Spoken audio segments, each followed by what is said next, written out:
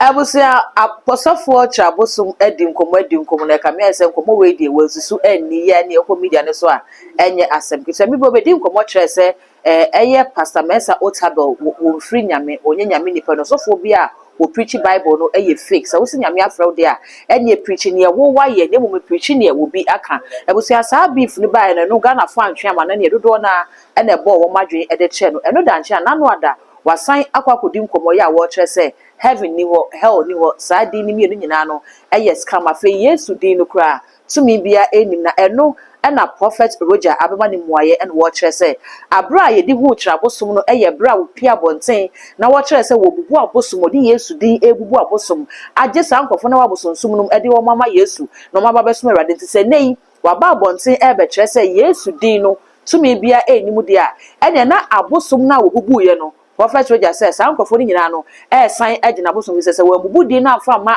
we bubu Abosom no amfa ma Yesu na so bubu Abosom no de ma ne ho de a, ene wo nyina sign ko, na wo konkwaji wo Abosom efi no say wa kire say tumi bia ni Yesu di nim de a, ene na edi no de bubu Abosom no, na eyedi be no de bubu Abosom. Bosia Prophet Rojah we di nkomo ye pa na me say obere ne enko say the Prophet Rojah edi nkomo no si fa ye ba. Eba be di achim na nra nyina na e trend kese Osofo Abosom e de nsem bi ba abonten be cast after 28 years no odo de sese kwa do mfa ni bibia mfa Yesu so bio na ono ni nchemu a wode ama it is a heaven ni baby a hell ni baby a okay enti no ono no de waba be hunu ni now Archbishop Duncan Williams so there's a report enam emonten a chese o say wono ewa dance e chese heaven ho because no ankasa kra ko be an hour and 45 minutes asan aba akwa experience heaven asem you just say Osofo Abosom baby a obi Osofo Beni mechia ohima we ade omni ese ka so bi efitani a ye ka so bi efitani a o ye ka this is angel kana o ye ne kana bu ma hodo ye ode o ye pay Astra ye ode o ye Ford Fitter ye ode o ye Range Rover Fitter ye ka so obi eye bosomsomfo a ye ka bom osombosom de ye nyine ebetia ne se obi ye sofo a wosom Nyankopon edidie ose wo ye teacher ni kirade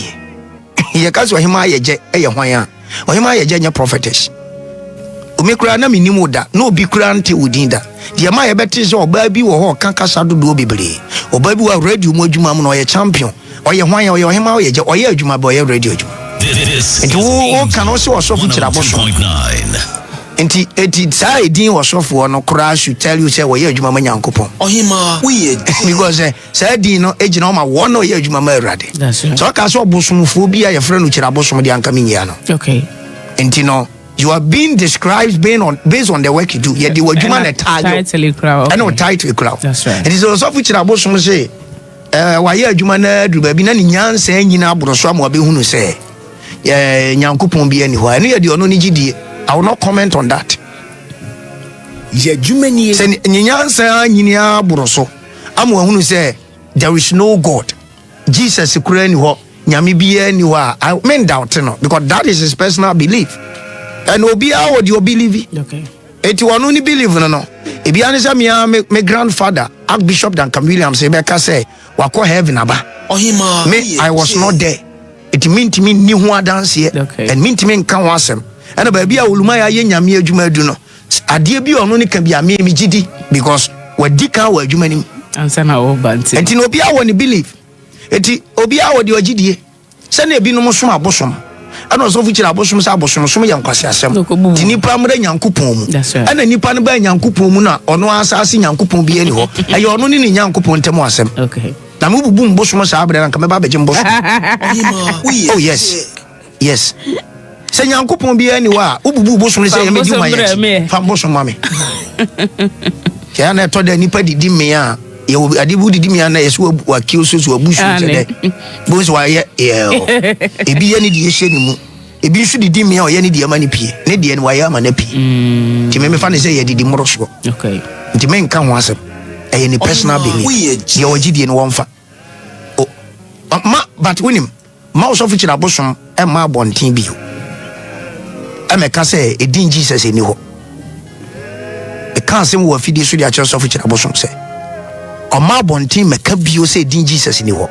de wo gidi no wonfa on kan kira ne nsore ba Jesus ni wa won na gidi won ne church members mfa ye de gidi say Jesus wo and ya ready say ye be defend din akwa wie san say ye mu bi no ye fra teaching no de abedu de ode adu ye gidi nti won fa de wo gidi anye obi asem de obi aye wona so dem obi amfa ho it was of many Abosom etia ba bi oluma obi a me de me so for penny no and me de me hu ne so ye nyame so for bepim zabri till now because time obubu Abosom no na mani age say o ma adwuma na ekoso anu nti de me kan say bia ne refi won ka so obubu nkrofo Abosom onhwe na Abosom fo anye demonstration ntia ne say beji Abosom back cause omba onya ma wo mo ndi say Jesus ni wona nyankopon bia ne wadi na o say ekọ echi koso Abosom ane yeso won fa Abosom maye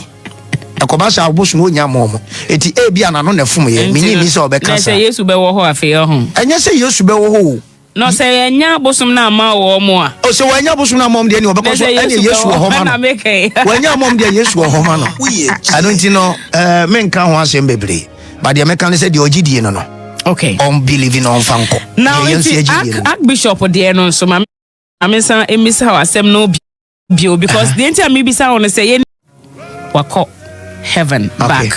said the or the honhom na free osroba asasi so be fa honam no the we na djuma no or the honhom na ko e de na Archbishop akọ heaven aba timi ko heaven ohima Archbishop akọ heaven aba obi sami atise sebe otekoko so ohine me bodi an mama muso atise de ohine atrama hia kan asem na obi sa henkwa se wadwene ye wo sei ai atise de opim so otekoko so otumfo se tutu adi asem wa hemfie anaze atise de gamanche adi asem abu awie na obebi sa henkwa jimi fo bi tise Rojah ze wadwene ye wo sei na ba jimi enti no na ma kire ma adwene wo ohene otumfo adwene a wasi ho ohima me kire ma adwene ka me jimi fo papa me baby amiti ani baby Archbishop ginan na Archbishop abeka asem na henkwa atese me bode uro wa him This is Angel. I feel me bode uro ohima I feel me bode uro baby a ohene wo no me nuru ho editi me yi question we ya no a nya wa me ka jimi buta mate ka se na me fa ngo ho ti fa wo ho because we dey beti be Guinness Book of World Records mo kire se we dey kwa amfo nchire ma adwe ba me sam ya meti idea nya wa sem a me nchire ma adwe da mate ka sa ye da se enti e ho amfo ani jaje pa message se wa ha yellow card o say hey asembe krene well yellow card person obi say ye Mr. Prophet Rojah so obetumi approve the existence of Jesus Christ and since on Abosom enya adwen na de na say o kire kwan a Yesu Kristo ono na wo twere question by the energy di wajime me de ni di a wonfa o kire Abosom de ni so di a wonfa woni ncheche mu ya simple fanta de na ni age copy music touch so hima ka che professor Omompa ye maye o woni say no am drive o baby na trotro driver park e light traffic mu no siba me kan Prophet Rojah like am see it also ko pa me cho nyina na am say na so baba so ni so say empa o cho na o mo hwehwe o mu hia he wo so oba wa sori ho nyina akra say why ba jamisha oyima adi omni say me adi e friend debate mpacho yenti okay ya also you say ubako na meni so na nyame djuma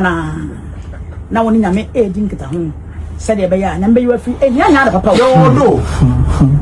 probo se odo ya me ka menye ma ho nsi me nka se obi da nya ne dia wa de wa na ye de nya ne dia ya also you say ubako na meni so na nyame djuma na woni nyame edin kita ho said e be ya nyame you afi enya nya da papa yo odo probo se odo ya me ka menye ma ho nsi me nka se obi edi hia na onye nipa okay ana say oni so okodo ba ya me be say me kire say you should be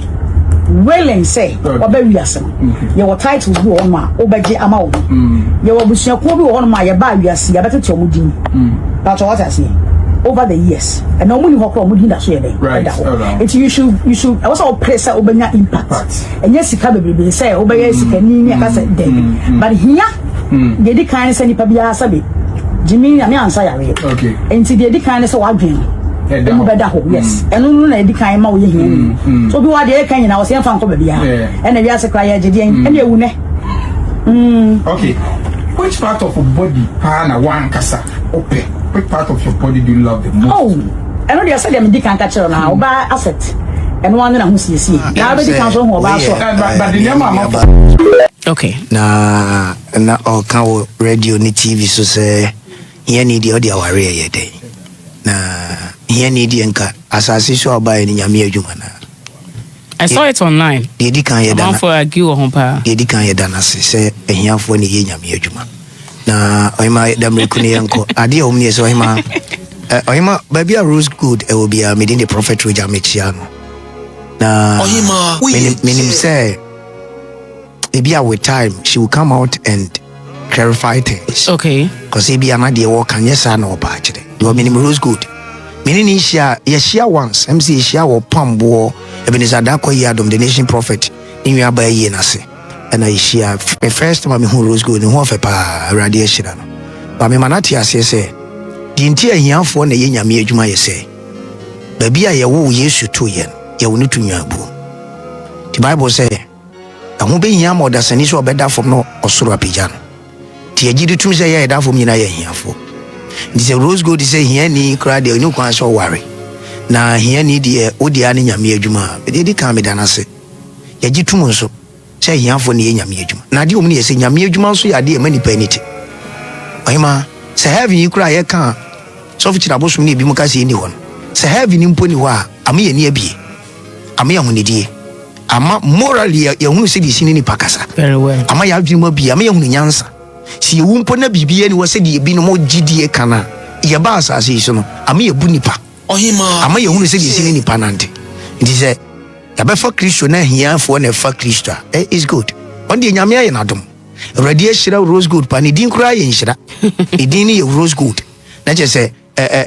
inshira ya eye agudie na ye ni din nti on the nyame aye nadom ni tie but I disagree with her say nye eskafo na ware aware ni wo ma eskafo aware o mu ni wo ma hiafo aware o ho ma wo ma adwene mu do wona wo manyini na ware. It takes maturity to be a married man. Meni muskani a wajimiye. Yesu ni pani adwie nya nokore. De obu sa be no wamu ni ye. Enye woni pani adwie, woni pani nyansafo na adwie. Esan se wo pani a wajimi wo ho. Me ko meni pani bi o ka kire manante ne se munya maaya na mo no mo ne da mo wo mo. Pani o e no otu sa afo no. Munya maaya na mo no mo nda. To ono ne sa wonye pani a woni na adwie o ye pani kwase a. Eti ade umni ye se enye de o sika na ware.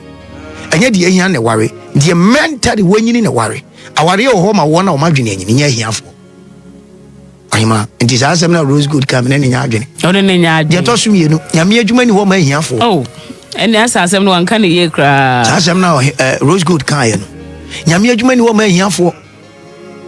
Nempo crowd fire here for when a Juman will be shy by me a bayard for. That's right. Because it is a metiasi. A radina coupon mobile soon yada, my bush shoes and I'm a tombo float. Really? Oh yes, me mama na echi. Na oni me mama no ochi be 3 months no jai ko ma ne boka. Ko me so ade no koton ane ento no makopa ki wo ba bi me dia kosi ba bi a school for nkra wo. Ti nkra ne pon school ade me di kofi a do so man ne ko di ma che ni nyina ma wo. To ma ready e ko mu ja akwa wo boyeka. Ma ton tea bread pen. Ma bo shoe shine pen. Me ma da cycle be 3 years. Ohima. Na me di bo shoe shine. Space to space ba so for front. Oh na me ye space. I see. My tongue carpet pain. But I read Yankupon whom is aberrating me here, Nina, or far me here is a man at Juma. Till Radifa here knew the Nibana Juma Mom, good anymore. I scaffold no woman who will be in a big crown, no crowd, Radia and Atomano, Radifa if you have been wabi in ye. This is Angel. But I don't function arguments about Bondi. Tabusia Prophet Rojah the response ya odiama Sofo Abosom no na yakwa kuti e dia bana kamia se enkomo we Sofo Abosom edi ye week we be very long week e dia mana na Sofo ni nyina atwe wo ma no e wo no so na so bi so kire se se ne Sofo Abosom e ka nensem e ne ono kire se tumi e wo ni mu no ene wo de ka se nze ne se wo so no na nya agina wo so kire ne nyame ba wo so no watimi aye ba se bi so kire se nsem a wo ka ni nyina no enya de se insuo bia wo se wo de nyame din aba be ye adwuma de se wo be dada manfo na we many questions are gather for ABC. So we say message so we be jawadwen kire e wo